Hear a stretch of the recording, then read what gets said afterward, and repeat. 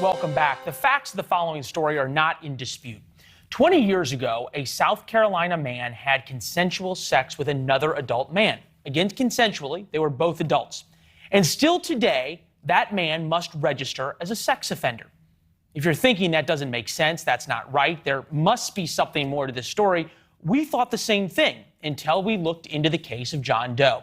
Here's the timeline. 2001, Doe convicted under South Carolina's buggery law, essentially an anti-gay law for consensual sex. 2003, the U.S. Supreme Court declared such laws unconstitutional. 2006, Doe received a pardon, but still today, he remains a registered sex offender and just filed suit to get his name removed from the list. You can imagine how much being a sex offender screws up someone's life every day. Buying a house, moving to a neighborhood, getting a job, every part of it. Attorney Matthew Stugar represents Mr. Doe, and he joins us now. All right, counselor, is there more to this story that in some way explains why he's still on the sex offender registry?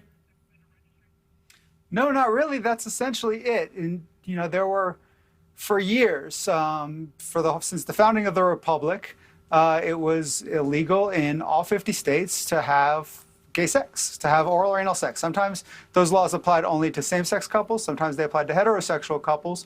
And some of those states slowly whittled it away. But in 2003, the Supreme Court said no state can still do this.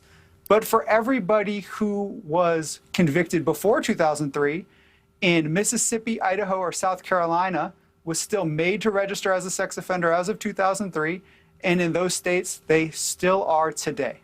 All right, so you said there's a couple of hundred people who are still in this predicament. South Carolina's standard sex offender conditions: not working or entering an area within 1,000 feet of any frequented by people under the age of 18, can't live within 1,000 feet of a school, abide by curfews, not consume alcohol, and submit to alcohol testing.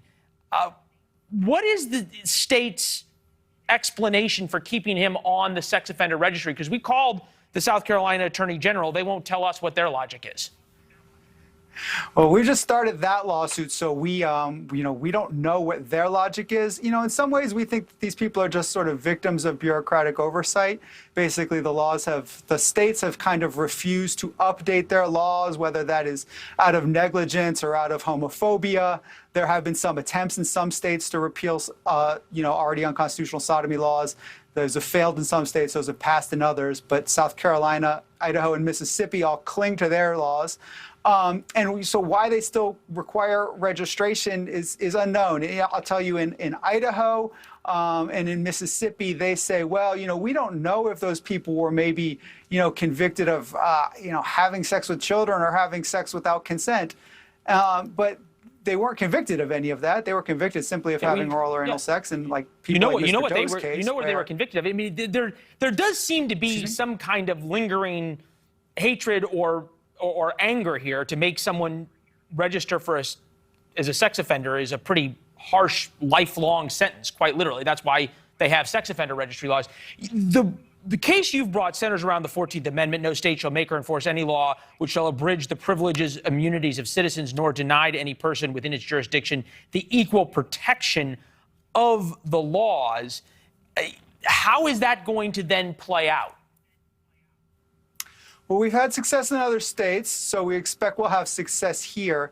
The Supreme Court in 2003 said under the 14th Amendment, under what's called substantive due process, that people have a right to engage in consensual, intimate sexual activity. That includes oral and anal sex. That includes what's called sodomy. So nobody should be sort of subjected to the attendant sex offender registration consequences for that. So we feel confident that we'll win on that. So you've won other cases against other states. And you gave their arguments. So there's actually been attorneys generals in other states that have said, even though you engaged in an act which was illegal by an unconstitutional law, you still should register as a sex offender.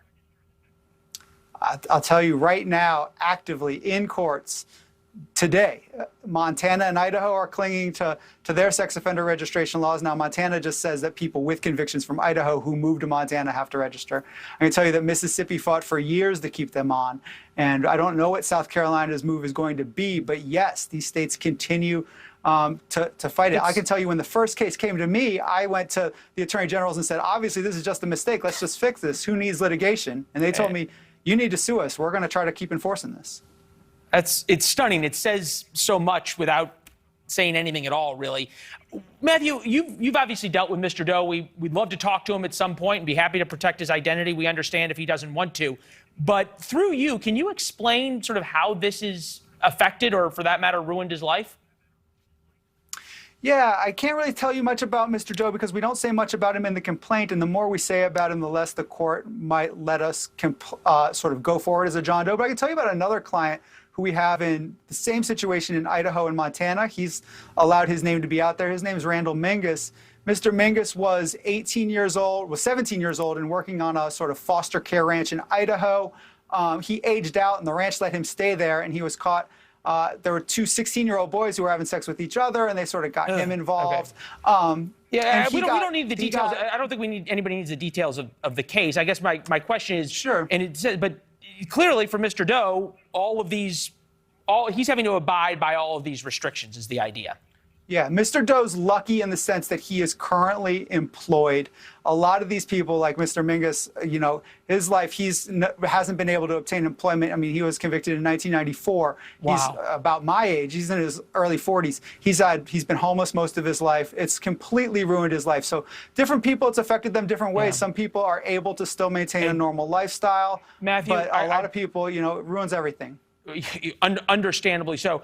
Matthew Strugar, who's the attorney in this, you're doing great work. We really appreciate it. Keep us updated. I appreciate it. Thank you so much for covering it. This is an important. Thanks for watching. Click the red subscribe button below so you can get more of NewsNation's fact-driven, unbiased coverage.